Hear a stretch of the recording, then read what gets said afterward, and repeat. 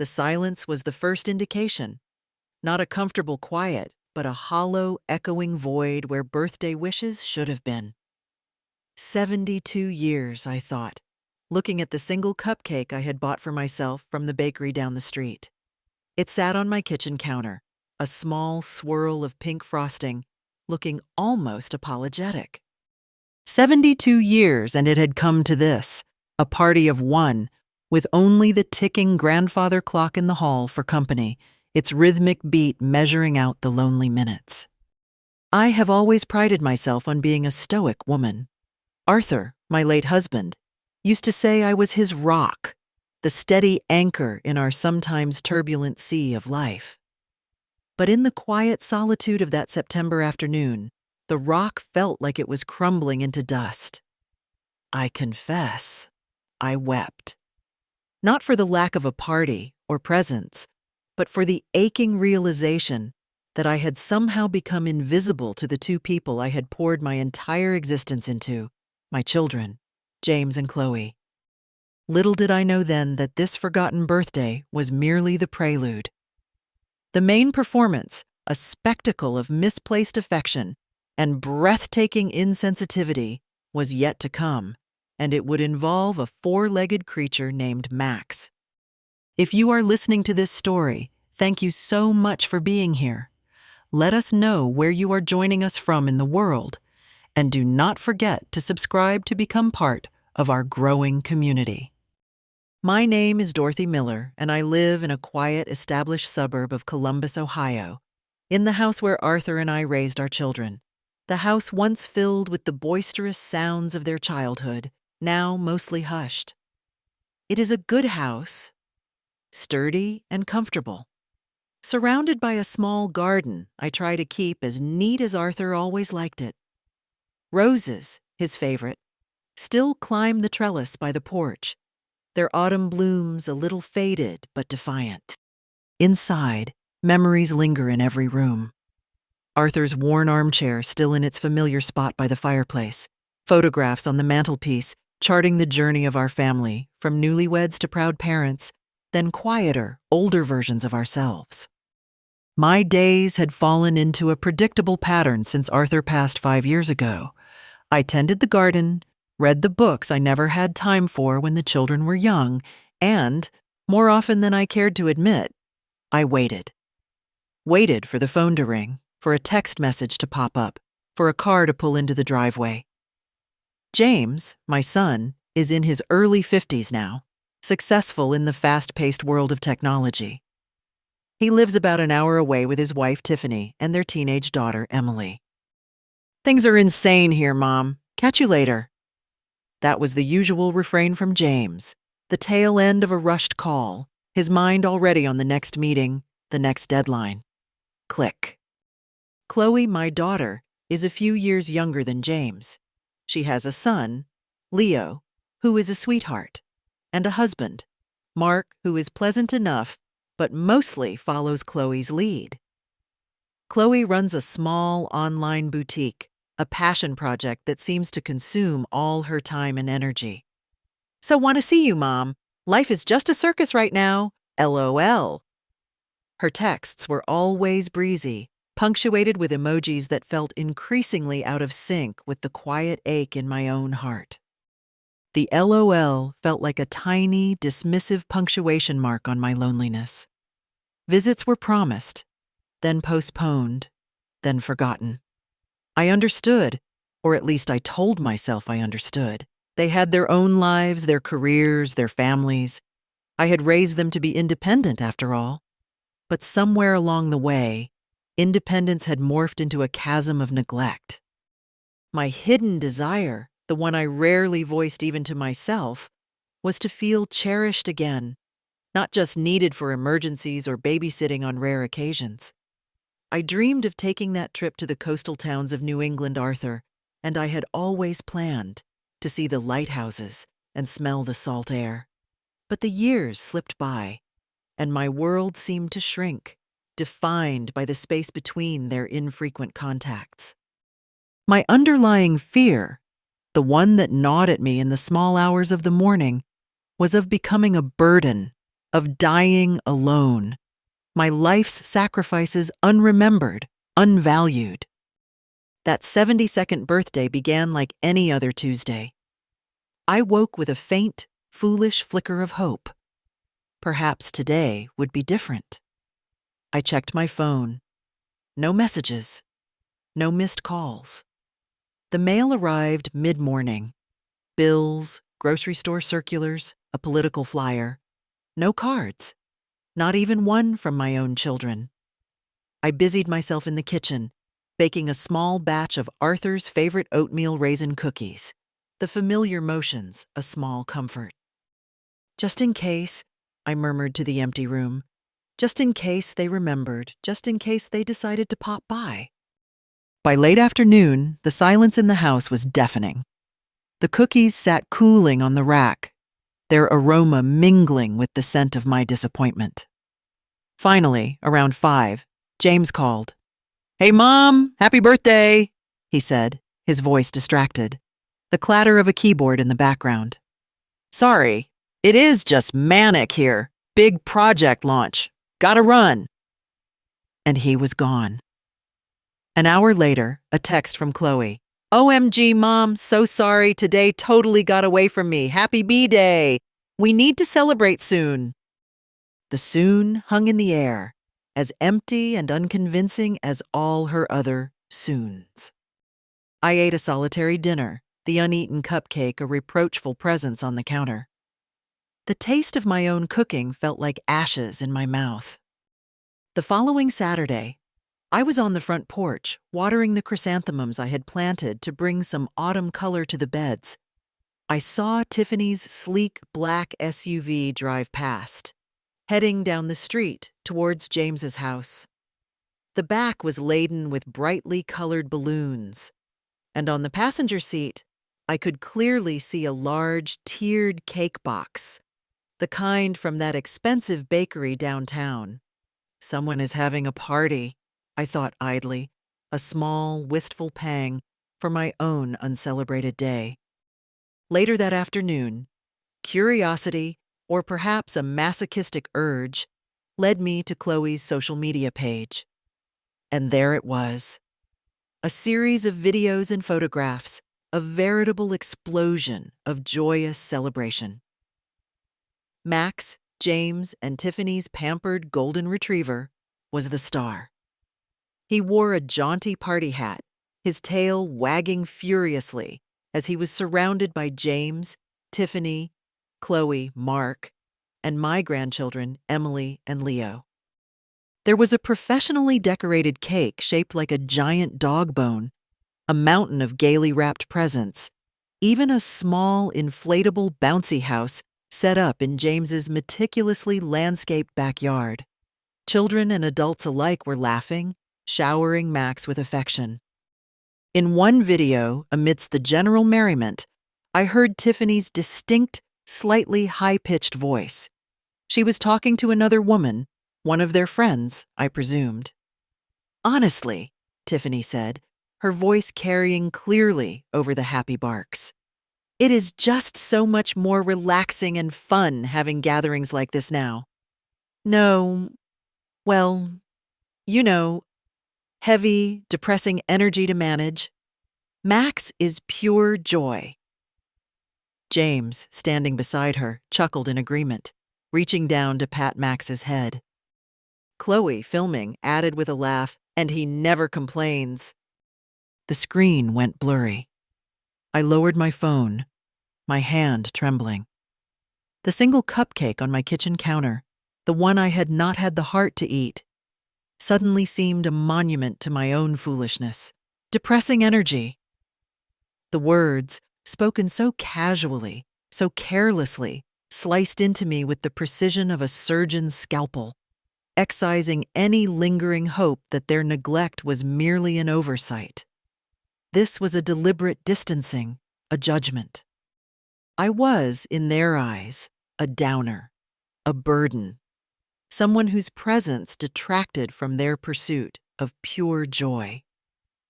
My 72 years of life, of love, of sacrifice, weighed less in the balance than the uncomplicated affection of a dog. A cold, hard knot formed in my stomach. It was not the hot flash of anger. It was something colder, more profound. It was the chilling realization of my own insignificance in their lives. So that was it. I was depressing energy, a burden. Less than the family dog, whose birthday warranted a celebration far grander than any I had received in recent memory, if ever. I walked into the living room and sank into Arthur's old leather armchair. The social media images, frozen on my phone screen, burned in my mind. I thought of all the sacrifices Arthur and I had made, the career in library science I had eagerly begun, only to put it on hold indefinitely when James was born, and then Chloe. The trips we had planned, always postponed for school fees, orthodontist bills, or new sports equipment. The unwavering emotional and financial support we had provided, even after they were grown and supposedly independent. After Arthur passed, I had continued that support, helping with down payments, unexpected expenses, always there, their reliable safety net. My mind, unbidden, drifted to the Educational Trust Fund. Arthur and I had established it years ago with Mr. Albright, our trusted family lawyer. We had scrimped and saved, invested wisely, wanting to give our future grandchildren a head start in life, opportunities we ourselves had only dreamed of. Our legacy of love, Arthur had called it, his eyes shining with pride. I was the sole, active trustee. The documents stated it clearly. I had complete discretion over the funds. A new thought, sharp and clear as a shard of ice, cut through the fog of my pain. They valued spectacle over substance, fleeting amusement over a lifetime of devotion. They found my very presence, the presence of the mother who had given them life and endless support, depressing. Perhaps it was time they understood the true value of what they so carelessly dismissed. Perhaps it was time to reevaluate where Arthur's and my legacy truly belonged. I rose from the armchair, a new, unfamiliar resolve straightening my spine, pushing back against the weariness that had settled in my bones. I walked with steady steps into Arthur's study, a room I mostly kept preserved, a sanctuary of his memory. I went to the old, heavy oak file cabinet, the one that held all our important papers. The key to the bottom drawer, where the trust documents were kept, felt cool and substantial in my hands. The hurt was still there, a raw, gaping wound in my chest. But now, something else was stirring within me, a sense of purpose, cold and clear as a winter morning. They had shown me my worth in their world, or rather my lack of it. Now it was my turn to decide the worth of my legacy. If you had been in my place, faced with that level of disregard, that casual cruelty, what path would you have chosen? The following days, then weeks, were spent in Arthur's study. The heavy, legal-bound documents of the Miller Educational Trust Fund lay open on his mahogany desk.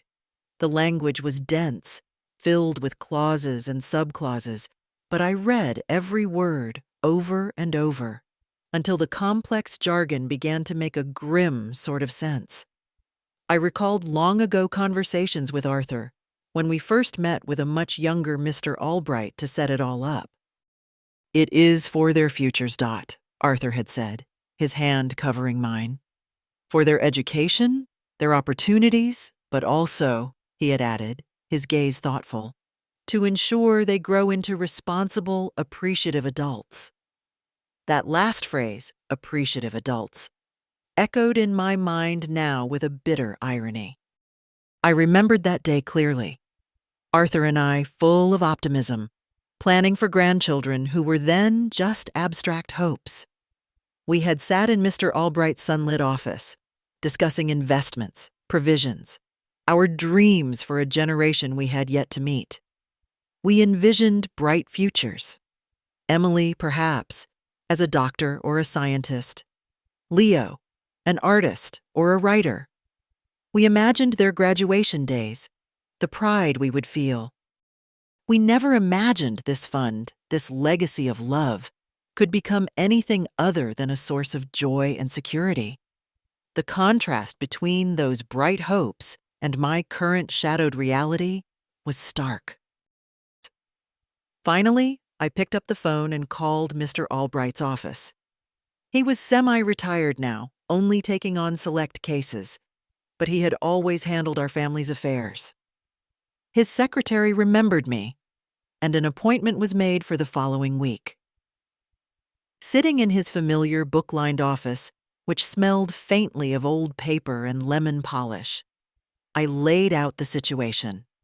The forgotten birthday, the dog's extravagant party, the depressing energy comment that felt like a brand on my soul.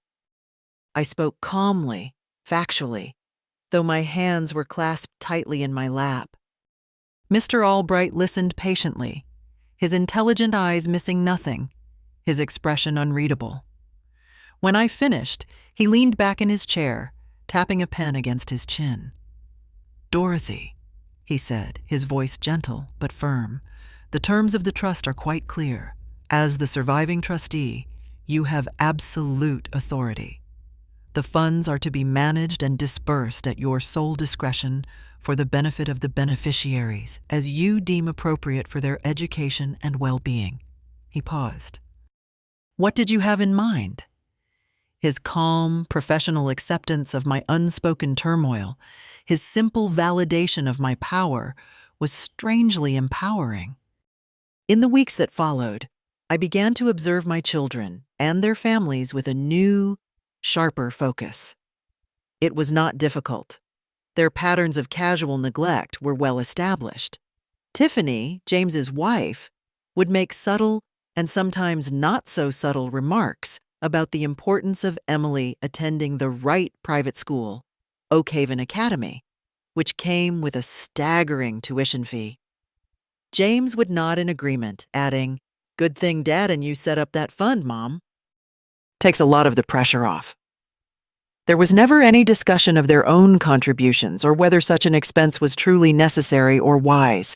It was simply assumed that Grandma's fund would cover it. Chloe was no different. She called one afternoon, her voice tight with stress. Her car, an aging SUV, had finally given up the ghost and needed a major, expensive repair. "Mom," she began, her tone wheedling, "I absolutely hate to ask, but my online store is still in that slow phase, and Mark's commissions have been down. I do not suppose you could help out? Just a loan, of course, until things pick up. The trust will sort us all out eventually, right? When we get our share?" I agreed to lend her the money for the repair, a significant sum from my own modest pension. She was effusively grateful for a day. Then the matter was forgotten. There was no mention of repayment, no real inquiry into how I was managing. It was another withdrawal from the Bank of Mom, an institution they seemed to believe had limitless, unconditional reserves. Each such incident was like another small stone added to the heavy weight in my heart, reinforcing my growing conviction. The main conflict, I realized, was not just about a single forgotten birthday or one over-the-top party for a dog. It was about a lifetime of my emotional labor, my sacrifices being rendered invisible, taken for granted. It was about my children's ingrained entitlement, their casual assumption that my resources, my time, my very being were endlessly at their disposal, while offering so little in return. The trust fund, once a symbol of love and hope, was now becoming the tangible representation of my power to challenge this deeply unfair dynamic. A few weeks after the dog party, a small generic gift basket arrived by courier. The card read, "So sorry we missed your big day. Hope you had a lovely one. Love, James, Tiffany, Chloe, and Mark." It was clearly a corporate impersonal gesture, probably ordered online by James's assistant after a belated pang of guilt, or perhaps a reminder from Emily or Leo. The basket contained an assortment of bath bombs. I only ever took showers. And a selection of herbal teas I never drank. It was the kind of gift you give to a distant acquaintance whose tastes you do not know or perhaps do not care to learn. It felt more insulting than no gift at all. I began my research in earnest then. I spent hours on the internet looking into animal charities, specifically those that focused on older, abandoned animals. The parallels were not lost on me. They too were often forgotten, deemed too much trouble, too expensive to care for, perhaps too depressing in their old age and infirmity. One name kept appearing in my searches: the Golden Years Canine Sanctuary. It was located about an hour's drive from Columbus, and their mission statement, their stories of rescue and rehabilitation, resonated deeply within me. The director was a woman named Eleanor Vance. I bookmarked their website. One crisp October afternoon, I drove to the cemetery to visit Arthur's grave. The autumn leaves were turning vibrant shades of red and gold, carpeting the manicured lawns.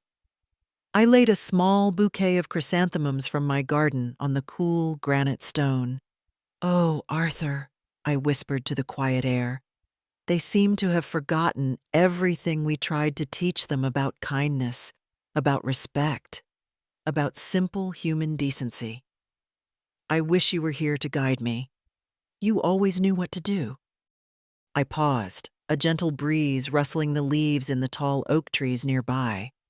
But I think I know what you would expect me to do. You always said I was stronger than I looked. My visit to the Golden Years Canine Sanctuary was arranged for a mild Thursday in late October. Eleanor Vance, the director, met me at the gate. She was a woman in her late 50s. I guessed, with kind, intelligent eyes that held a hint of weariness, the kind that comes from battling uphill for a cause you believe in. Her handshake was firm, her smile genuine. She gave me a tour of the facility. It was clean, well organized, but clearly operating on a tight budget. Dogs of all breeds, all undeniably old, some with visible ailments, a missing leg, cloudy eyes, a touch of arthritis in their gait, were housed in comfortable, spacious kennels. Volunteers moved among them, offering gentle pats, soft words, and bowls of food. Despite their age and past hardships, there was an atmosphere of peace, of safety. Then, a moment occurred that settled something deep within me. We were standing by a sunny outdoor run when an old, three-legged terrier mix with wise, slightly cloudy eyes limped over to me. He was a scruffy little fellow, mostly white with a few tan patches. Eleanor smiled. "That is Buster," she said softly. "We think he is about 14. He was found abandoned in a city park a few months ago, tied to a bench. His owners likely moved away and just left him." Buster looked up at me, gave a tentative tail wag, and then with a soft sigh, rested his grizzled head on my knee. I reached down and stroked his soft, worn fur. He reminded me so much of Pip, a beloved terrier mix I had cherished as a child. In Buster's trusting gaze, in the warm pressure of his head against my leg, I saw not depression, but a quiet plea for kindness, for a safe harbor, for a second chance. It was a simple, unconditional offering of affection, something my own flesh and blood seemed increasingly incapable of providing me. Standing there in the sanctuary's sun-dappled yard, the gentle sounds of happy panting and the occasional soft bark washing over me, my decision, which had been forming steadily for weeks, crystallized. It was no longer a tentative thought, a vengeful fantasy. It was a burning conviction, a clear path forward. I looked at Eleanor Vance, whose face was etched with compassion for these forgotten creatures. "Mrs. Vance," I said, my voice surprisingly steady. "I believe I can help you. Substantially. I want to fund a new wing for your sanctuary, a state-of-the-art facility specifically for your most vulnerable residents, the ones who need intensive or palliative care." Eleanor's eyes widened, first in disbelief, then with a dawning, overwhelming hope. Before she could say much more than a gasped, "Mr. Miller, are you serious?" I had taken out my phone. I called Mr. Albright's office and left a message. "Mr. Albright, it is Dorothy Miller. Please call me at your earliest convenience. I am ready to proceed with the dissolution of the current trust structure and redirect the entire capital sum. I have found a most deserving beneficiary." The words, spoken aloud, felt momentous, liberating. It was not about punishing James and Chloe anymore. Not entirely.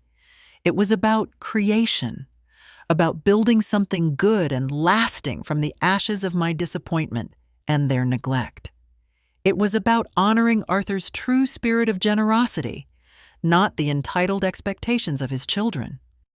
Mr. Albright, when he returned my call, was his usual professional self, though I detected a note of surprise in his voice. He gently probed my certainty. "Dorothy, this is a significant step, a very permanent one.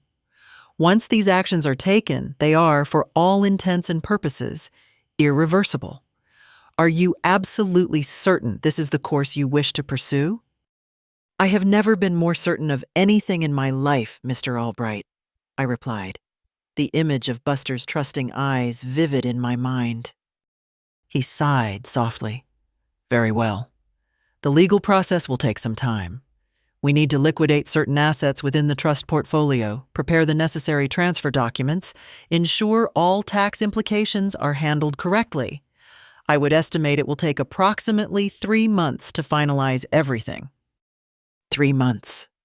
It seemed like a long time, yet it also felt right. It was not an impulsive decision born of anger, but a carefully considered strategy. This period was filled with a quiet hum of anticipation for me. There were, of course, nights when I lay awake, Emily's bright, intelligent face and Leo's sweet, innocent smile swimming in my vision. Were they truly to blame for their parents' failings? A small voice would whisper. Was I robbing them of their future? But then I would remember Tiffany's voice, dripping with casual disdain, heavy, depressing energy. I would recall Chloe's entitled assumption of financial rescue. James's oblivious pronouncements about expensive schools funded by Grandma's money. And I would look at the photo I had secretly taken of Buster on my phone that day at the sanctuary. His gentle gaze a constant reminder of where true, uncomplicated affection lay. My resolve would harden. This was not primarily about them, not anymore. It was about me, about Arthur, and about where our life's work, our legacy, would make a genuine, appreciated difference. During those months, I began to subtly declutter my home. It felt like a metaphorical shedding of the past, of old expectations. I donated boxes of Arthur's clothes he no longer needed, books my children had never shown any interest in reading, trinkets and ornaments that had gathered dust for years. With each item that left the house, I felt a little lighter, more focused on the future I was now actively shaping. My children, blissfully unaware of the seismic shift occurring beneath the surface of our family dynamics, continued their lives as usual. James called one evening, his voice brimming with excitement. "Mom, great news! We just put a deposit down for Emily at Oak Haven Academy for next fall. It is top tier, Ivy League feeder. Exactly what she needs to get ahead.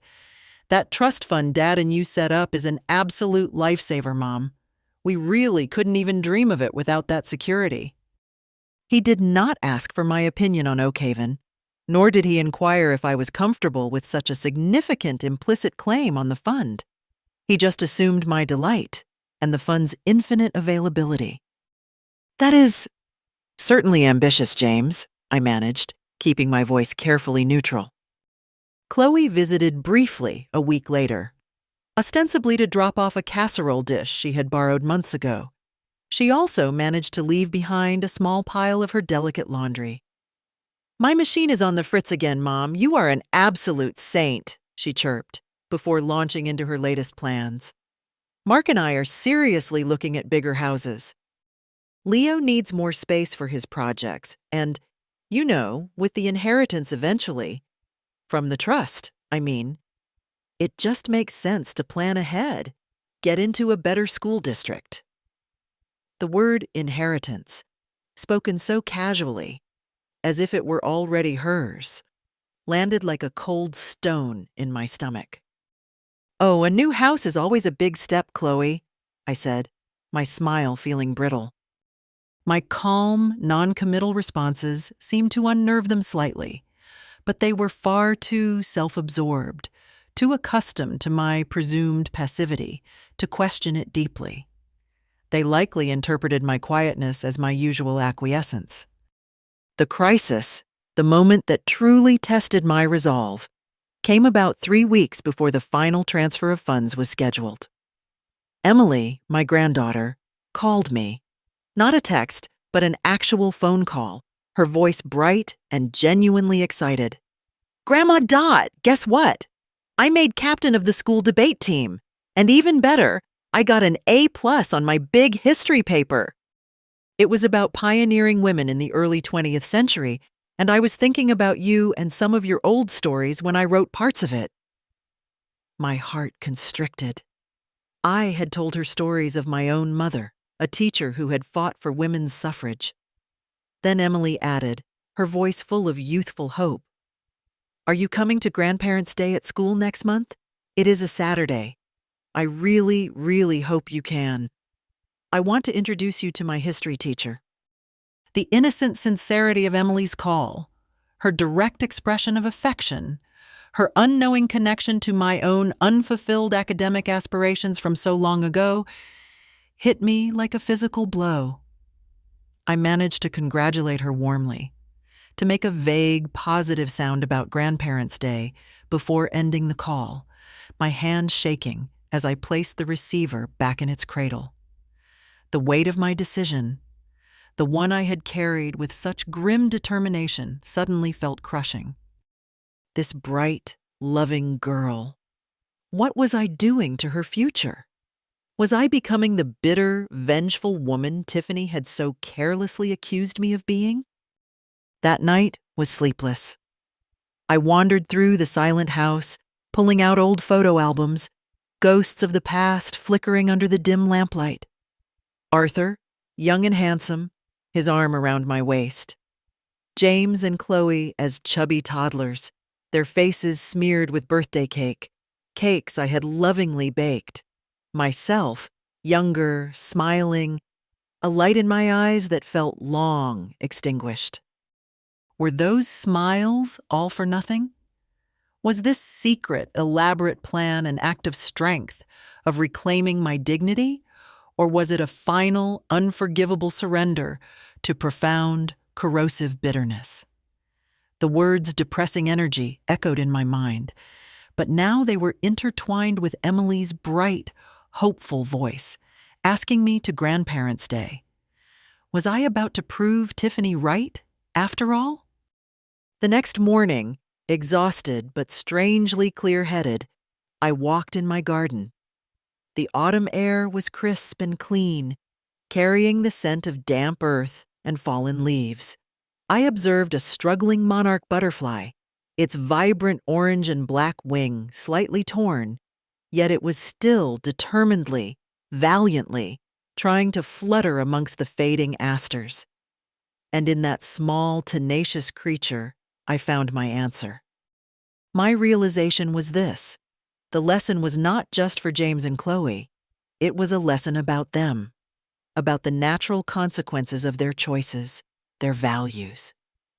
Shielding the grandchildren entirely from the fallout of their parents' behavior would negate that vital lesson. True security for Emily and Leo would not come from unearned wealth, handed to them on a silver platter by parents who had learned nothing. It would come, eventually, from those parents being forced to confront their own failings and perhaps finally grow up to model responsibility themselves. I thought of Buster and all the other gentle, deserving souls at the Golden Years Canine Sanctuary. Their needs were immediate, their gratitude unconditional, their capacity for love undiminished by past hurts. My children, and by extension my grandchildren, had been given every advantage, every emotional and financial support imaginable. It was time James and Chloe learned to stand on their own feet, to appreciate what they had, and what they had so carelessly, so callously thrown away. My resolve returned, no longer cold and brittle, but infused with a sense of righteous, albeit painful, purpose.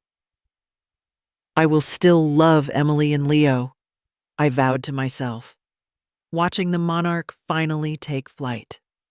I will be their grandmother, in all the ways that truly matter. But this this is for Arthur's true legacy of compassion, and for mine. It is about responsibility. It is about justice.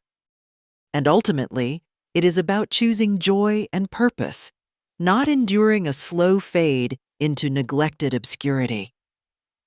I went inside and called Mr. Albright's office to confirm my upcoming appointment to sign the final papers. The date was set. The documents were drawn.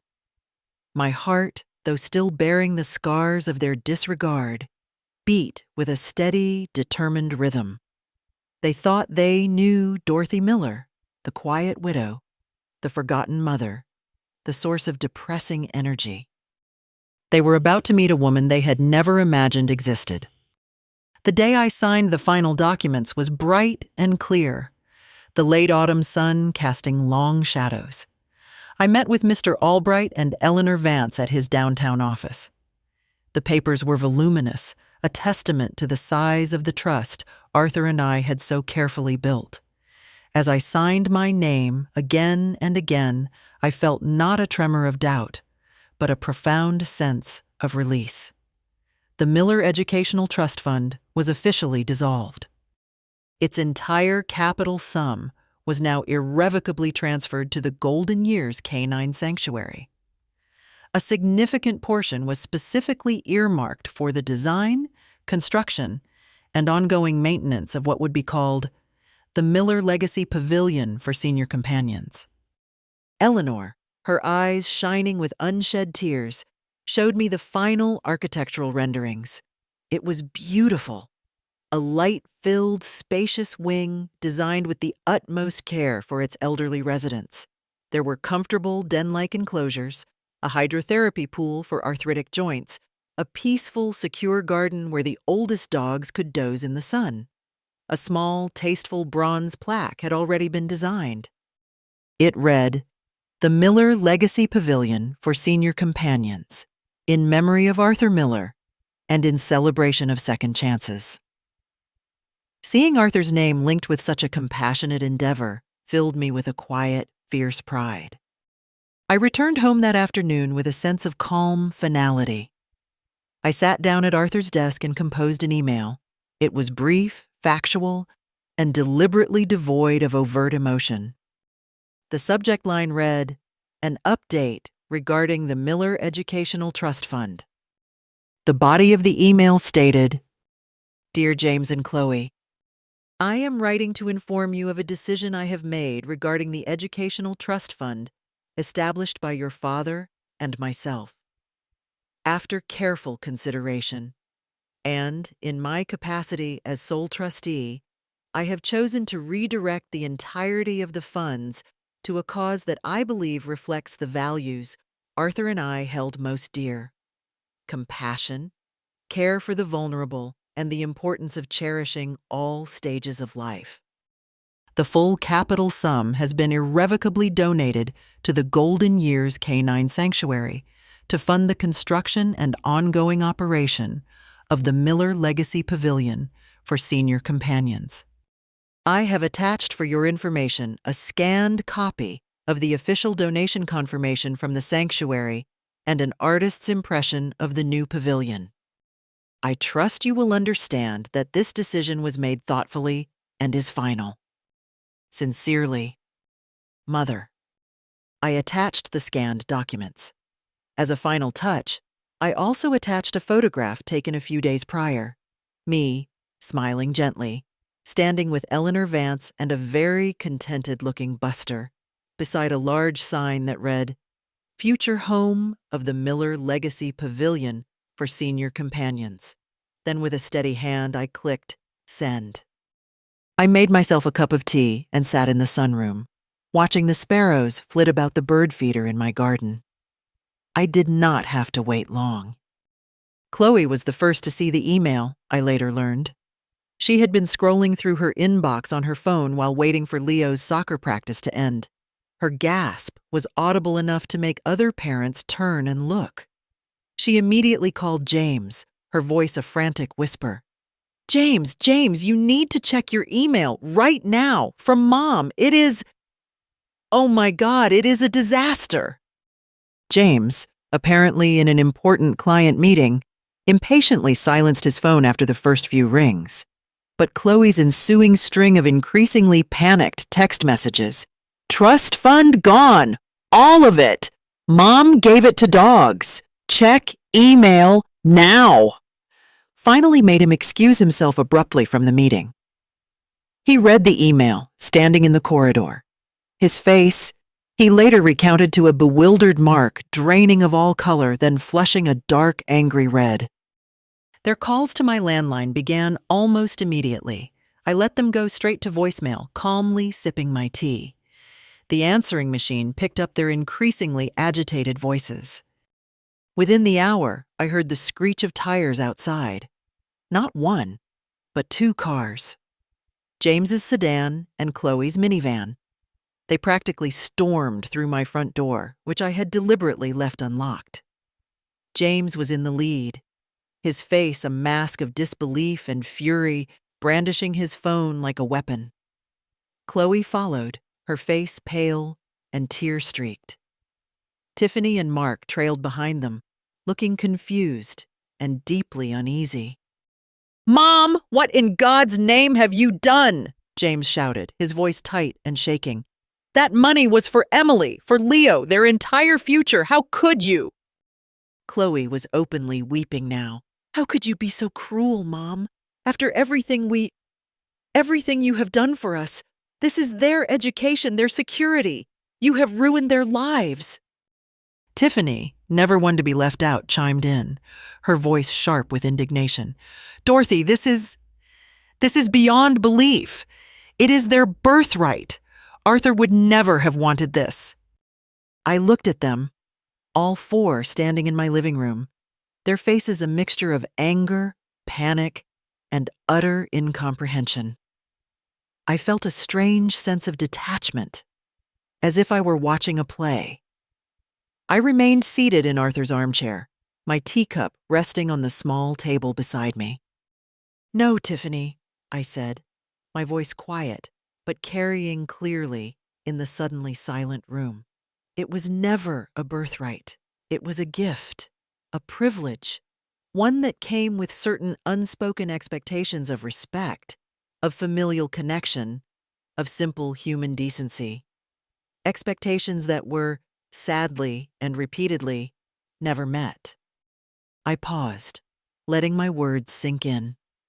Then I looked directly at James, then Chloe. "You both showed me so clearly, so painfully, what you truly value. Extravagant celebrations for a dog, while your mother's 72nd birthday passed entirely unnoticed, unacknowledged. Tiffany," I turned to her, "I believe your exact words were that my presence brought a heavy, depressing energy to your gatherings. So, I decided to invest my resources, Arthur's and my legacy, where they would bring light and joy, not be a source of obligation or resentment for any of you." James sputtered, But Max is just a dog. This is about our children's future." A faint, almost sad smile touched my lips. "Max, I said softly, is a creature who offers unconditional affection and asks for very little in return. There is a valuable lesson in that, perhaps. As for your children, James and Chloe, their truest, most lasting security lies not in unearned money, but in having parents who model responsibility, empathy, and an appreciation for what truly matters in life. This situation, difficult as it may seem to you now, might provide an excellent, if unexpected, opportunity for you both to begin demonstrating those qualities. They were stunned into silence by my calm, unshakable demeanor. The fight, the fury, visibly drained out of them, replaced by a dawning, horrifying understanding of the finality of my words, the irrefutable magnitude of the loss. Tiffany and Mark exchanged wide-eyed, worried glances, the financial implications for their own households clearly dawning on them. Chloe sank onto the sofa, her shoulders shaking with sobs. "What are we going to do?" she wailed. "Oakhaven, the new house. It is all gone." James ran a hand through his already disheveled hair, looking suddenly older, profoundly defeated. "She actually did it," he whispered, more to himself than to anyone else. "She really did it." I offered no comfort, no retraction, no hint of remorse. "You will do what families have always done when faced with changing circumstances," I said, my voice still quiet but firm. "You will adjust. You will prioritize. You will work together. It is what Arthur and I did many times throughout our lives." Over the next few days, there were more calls, pleading calls from Chloe, full of promises of weekly dinners, offers to take me on that trip to New England I had once idly mentioned. James tried a different tack, appealing to my maternal instincts, to my love for Emily and Leo. "We can fix this, Mom," he urged. "We will change, we promise. Just talk to the lawyer, see if there is anything that can be done." I listened politely to their entreaties, to their belated promises, but I remained firm. "The decision is final, James. The funds are all ready with the sanctuary, and construction is being planned. My only hope now is that you do change, not for me, and certainly not for money, but for yourselves and for your children." Mr. Albright, bless his professional discretion, handled a few irate calls from James, calmly reiterating the legality, the contractual obligations, and the absolute finality of my actions as the sole trustee. A week later, Eleanor Vance sent me a long, heartfelt thank you note, along with the first progress photos of the site preparation for the new pavilion. Seeing the earth movers on the land, the tangible beginning of something good, brought a quiet satisfaction that no apology from my children ever could.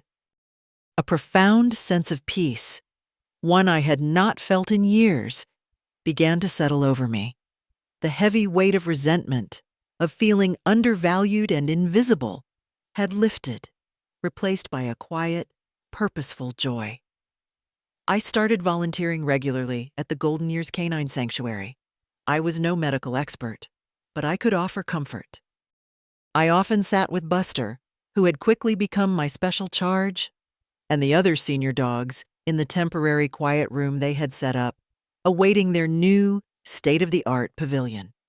I read to them, brushed their thinning fur, and simply offered a warm lap and a gentle hand. I formed genuine friendships with Eleanor and the other volunteers, women and men from all walks of life, united by their compassion for these deserving animals. My life, which had felt so small and constrained, began to expand in ways I had not anticipated. And yes, I booked that trip to the coastal towns of New England for the following spring. The silence in my home was different now. It was no longer the oppressive silence of loneliness, but the peaceful quiet of a life lived on one's own terms. It was punctuated by calls from Eleanor with updates on the pavilion's progress, by letters from Emily, who, after the initial shockwave her parents' panic had undoubtedly sent through their household, wrote me a confused but still affectionate note. I replied to her lovingly, assuring her that she was and always would be cherished by her grandmother, regardless of any adult decisions or financial matters. My relationship with James and Chloe was forever altered, of course. It was distant, undeniably strained. But when we did speak, which was infrequently, I sensed a new, albeit grudging, respect in their voices. The power dynamic had irrevocably shifted. They were being forced to make significant lifestyle adjustments. James had the difficult task of telling Emily that Oakhaven Academy was, at least for now, out of the question. Chloe and Mark put their ambitious house search on indefinite hold. They were learning hard, uncomfortable lessons about priorities and consequences. Out of my enduring love for my grandchildren, and to demonstrate that my actions were not born of pure malice towards them, I decided to set up modest custodial savings accounts for both Emily and Leo. I arranged for small, regular contributions from my own pension. "A little something from your Grandma Dot," I told them directly when I next saw them bypassing their parents, "for your future endeavors, whatever they may be." It was a token, a gesture of grandmotherly affection, not a financial rescue. The responsibility for their primary educational funding now rested squarely and rightly with their parents. The single sad cupcake from my 72nd birthday became a distant, almost symbolic memory. My kitchen table now often held a small vase of fresh flowers from my garden, or photographs of smiling, gray-muzzled dogs, and the occasional carefully penned letter from Emily. The steady ticking of the grandfather clock in the hall no longer sounded lonely. Rather, it seemed to mark time filled with renewed purpose and quiet contentment. For so many years, I had mistakenly believed that my worth as a woman, as a mother, was intrinsically tied to what I could give my children, how much I could sacrifice for them. I see now, with the clarity that often comes only after a profound upheaval, that my true worth lies in my own dignity, my own choices, my own capacity for joy and compassion. They had called my presence depressing energy, but in choosing active compassion over passive bitterness, in building a legacy of tangible kindness from the rubble of their neglect, I found my own sunshine, my own quiet strength. Arthur would have understood. He always knew that true wealth was measured not in bank balances or stock portfolios, but in the warmth of a loving heart. Whether that heart beat in a human chest or in the furry body of a faithful canine companion. I taught my children a hard, necessary lesson, yes. But more importantly, in the autumn of my life, I finally taught myself that it is never too late to reclaim your own story, to choose your own happy ending, even if, and perhaps especially if, it involves a pack of grateful, gray-muzzled friends who ask for nothing but offer everything in return. Thank you for walking this path with me today. It means the world to share my story with you. If it resonated, please consider subscribing to our channel, giving this video a like, and sharing your thoughts in the comments below. I do read them. We have many more stories to share, and we would love for you to be a part of our community. We hope to see you again very soon.